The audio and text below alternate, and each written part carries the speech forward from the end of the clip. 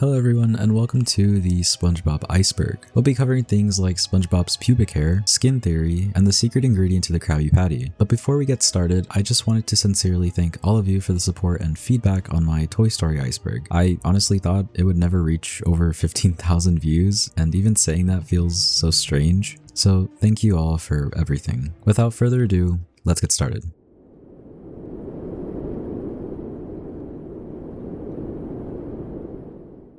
The first 4 seasons. For many people, including myself, the first 3 or 4 seasons are considered the golden age of SpongeBob and the point where the show peaked. Episodes like Band Geeks, Pizza Delivery, SB129, The Secret Box, and Squid on Strike all came from this golden era of SpongeBob. These seasons maintained Hillenburg's original vision with the show, but was also paired with great writing, memorable memes, and a balance of adult humor. Essentially, these were the best seasons in SpongeBob history. Squidward is depressed. This one is pretty obvious, but if you're living under a rock, Squidward is normally the sad, depressed, and very miserable character in the show. For example, in the season 8 episode Are You Happy Now?, there's a scene where Squidward starts to throw the rope, and just as you remember that this is a show meant for kids, he ends up pulling up a clam cage. Yeah, Squidward is essentially the complete mirror of SpongeBob, and to me, it's a very nice dynamic. SpongeBob films. I'm assuming this is referring to the various movies in the SpongeBob series. Starting off with the original SpongeBob movie in 2004, then Out of Water in 2015, then On the Run in 2020, then The Search for SquarePants in 2025. And I guess I'll throw in the Sandy Cheeks movie and Plankton the movie, which came out in 2024 and 2025 respectively.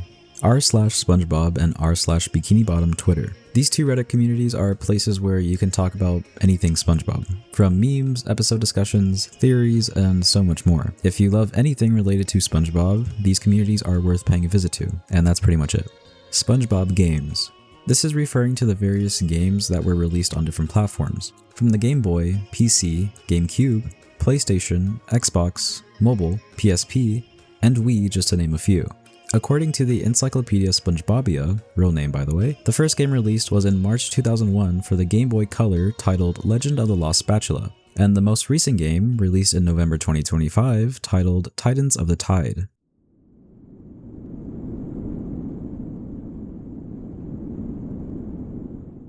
My leg. This is one of the classic SpongeBob memes that started as a random joke but became a whole thing. In the show, it's usually one of the background characters named Fred yelling "my leg" after something random happens, like getting hit by a flying object or just tripping. It's not really a big plot point, but fans love it because it's just so random and dramatic. Over time, people started using it as a meme for when something tiny goes wrong in life.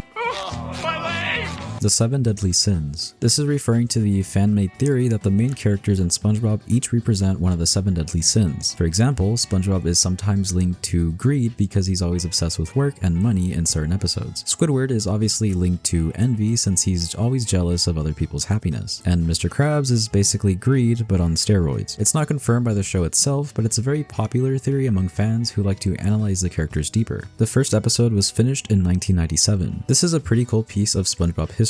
The very first episode, titled Help Wanted, was actually finished in 1997, but it didn't officially air until 1999. So for a couple years, the episode existed but just wasn't shown to the public. This means that SpongeBob was already created and animated before it became the huge show that we know today. SpongeBob's parents aren't cookies. This is more about the appearance of SpongeBob's parents. There's an episode where they show up and they don't look like SpongeBob, they look more like cookies. Some fans maybe thought they were just random characters added for the episode, but turns out it's his parents. But come on, they do look like cookies. Patrick and Gary are distant cousins. This is another theory, well, fact, that connects 2 totally random characters. Gary is, well, SpongeBob's pet snail, and Patrick is SpongeBob's best friend. But did you know that Patrick and Gary are actually distant cousins? Like, they're related somehow. If we look at Patrick's family tree, we can see that they're actually distant cousins. It's crazy and doesn't make any sense at all, but it does fit the show's theme, so you cannot deny the facts.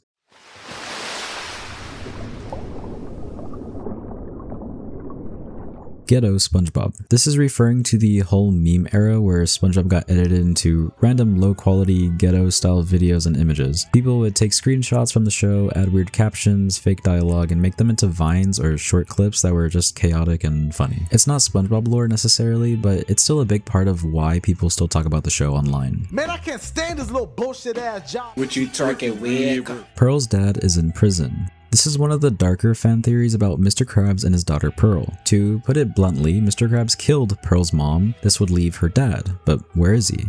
If we go back to season 9 episode 184 titled Jailbreak, we can see this whale-like character. This is also, to my own knowledge, the only other whale we see in the entire show. So is this Pearl's actual dad? It's not confirmed in the show, but it's a theory that could make Mr. Krabs a lot more darker than we know.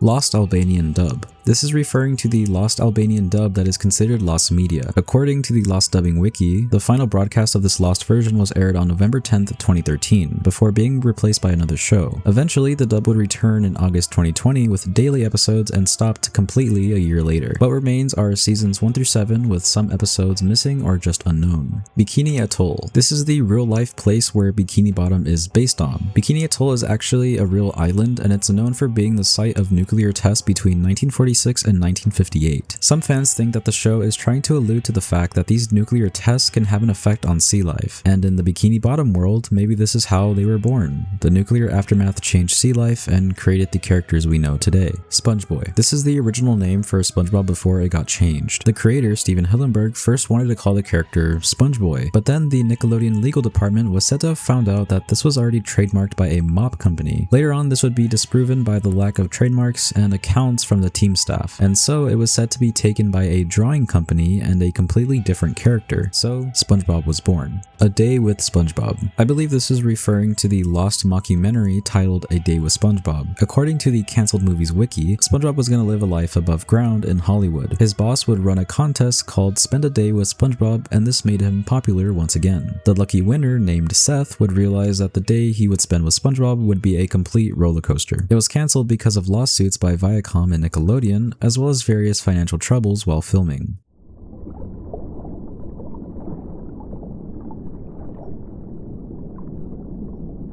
Red Mist. This is one of the creepypastas that came out of the SpongeBob community. It was written in 2010 that was accompanied with a close-up of Squidward taken from the episode Just One Bite. This creepypasta wasn't too popular until a year later when a new image surfaced that had Squidward with red misty eyes in a creepy room. This drew the attention of Adam Polian, a director for the show. Then in the uncut season 12 episode SpongeBob in Random Land, when SpongeBob and Squidward find a wall of doors, Squidward was meant to open one of the doors and it would show this, Red Mist Squidward. This was then censored and replaced with a baby version of Squidward, blowing condoms. In the season 7 episode that plays The Thing, SpongeBob starts blowing balloons that look very similar to condoms. Fast forward and it was meant to be Squidward all along. That's pretty much it. I Was a Teenage Gary deleted scene. This is referencing a rumor about a deleted scene from the season 1 episode I Was a Teenage Gary. The scene was said to be a gruesome transformation of Squidward into the snail we see at the ending. This was later debunked by Skimmy's Tape Dump, who posted the scene from the original airing in 1999. Plankton's holographic food. This is about the tech that Plankton uses in some episodes to make his food. He has these holographic or virtual food machines that let him create meals without actually having real ingredients. It's a cool idea because it shows how Plankton is basically a scientist and an inventor and not just a villain. Chum is fish. This is one of the darker and more popular theories about chum. Chum is the gross food that Plankton sells at the chum bucket, and chum in real life is actually chopped up fish used by fishermen for bait. So essentially, Plankton is selling chopped up fish to fish. And fun fact, although mentioned in previous episodes, Chum first appears in the season 5 episode Friend or Foe.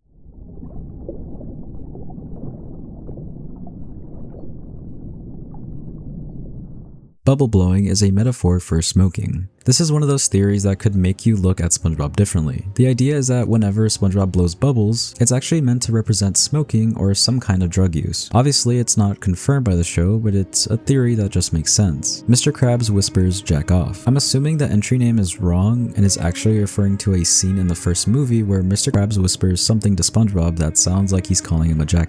Obviously, this could be just a coincidence and Mr. Krabs might have been just whispering sounds, but still, it definitely sounds a bit off. Take a listen. From Mr. Krabs. Go ahead, Mr. K.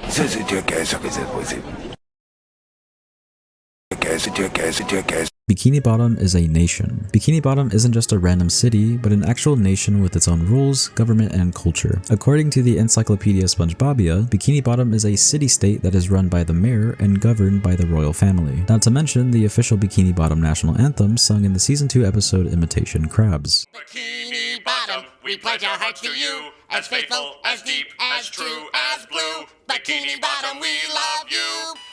SpongeBob's pubic hair. This is one of the most infamous memes in the SpongeBob Iceberg. However, this could be referring to multiple things. First is a meme when SpongeBob says he has to go get a haircut, then Sandy thinks about it more. SpongeBob doesn't have hair. Or does he? Second is a meme when SpongeBob made the wig for Squidward. Obviously it's blurred, but take a look. Love it? It's a little itchy. What's this thing made of? Pubic hair.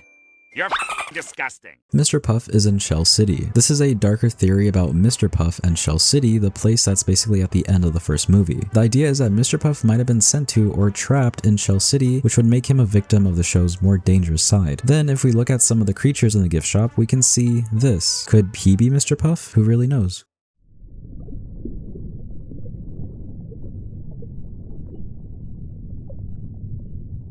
Crabs are the secret ingredient. This is one of the darker and more popular theories about what's actually in the Krabby Patty. The idea is that the secret ingredient might be crabs, like actual crab meat, which would make Mr. Krabs' restaurant basically a place that sells his own kind. The popular proof of this is pretty simple. In the entire show, we rarely see any other crabs. Outside of Mr. Krabs' family, there are no other crabs that we're aware of. So maybe Mr. Krabs finds all these crabs and uses them for the Krabby Patty. Wait, Krabby Patty. The Christmas party photo. This is referring to the secret photo of SpongeBob inside the secret box in season 2 episode 15. In the ending of the episode, Patrick reveals that there is a secret compartment within the box and holds an embarrassing photo of SpongeBob at the Christmas party. This photo was kept a secret for 20 years, and honestly there's multiple images I was able to find that all could be from this infamous Christmas party. First we have this one, which was taken during the Christmas special, this one which shows SpongeBob kissing Gary, and this one which is taken from the book Chuckle and Cringe, depicting SpongeBob's most embarrassing stories. As far as I'm aware of, confirmation on which photo is the actual one remains unknown. The David Hasselhoff prop. This is about the real-life prop used for the David Hasselhoff scene during the first movie. The prop is basically a giant David Hasselhoff, and honestly it's super creepy to stare at without any context of SpongeBob. The prop was then auctioned off in 2021. Definitely a cool and interesting piece to have, but also weird. Yummers. Yummers is an urban legend revolving around the point-and-click game SpongeBob Saves the Day. A group of enthusiasts decided to look through the game's files and discovered this. Well, 2 versions of this. Emails were immediately sent to the developers concerning this creepy image, and they explained that it was basically a placeholder and a meme around the office. They explored what the character would look like peeking around poles and just forgot to remove them. Nonetheless, pretty creepy. The old SpongeBob outro. I'm assuming this is referring to this outro.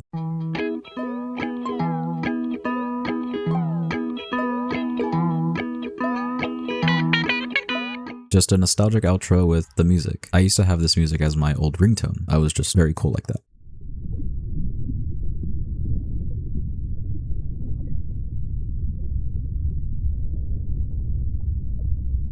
Skin theory. This is one of the most infamous and weirdly deep theories in the SpongeBob Iceberg. Skin theory is basically the name of the many instances that characters in the early seasons were being seen wearing or removing suits and false body parts from themselves. If this theory is completely new to you, I highly recommend watching Doug Woollever's video explaining everything in full detail. It's a really great video. One of the characters has a This is referring to a specific bluefish in the show that seems like he has a And I mean, look at these 2 photos. There's definitely something up. Now, could this be an animation error or something like that? Well, maybe. What do you think? International Maritime Flags, the unknown. This is a more lore-heavy theory that involves the Krusty Krab and those flags in the front. I'm not an expert at this, but I'll try to explain the best I can. Basically, these flags are symbols that allow ships to communicate with each other. The meaning of these flags can depend on different things. Number 1, if they're being flown alone or in sequence with other flags, and 2, the height that they're flown at. The first flag we see is Romeo. By itself, this flag represents R. The next flag is India. By itself, it means I. But in this case, that interpretation means nothing. Now we have this flag. We'll come back to it. Next is uniform. By itself, this flag can mean you, or in ICS, you are running into danger. And lastly, we have kilo. This means K, or in ICS, I wish to communicate. Now back to the unknown flag. In ICS, this flag just doesn't exist. So what could this all mean? Could this just be random flags that the artist drew? Maybe. Or could it truly have a deeper meaning that we might not know? And that was the SpongeBob Iceberg. I really hope you guys enjoyed it. Please feel free to leave any feedback or suggestions in the comments. And once again, thank you for all of your support on the last video. I really do appreciate it. Thank you for watching.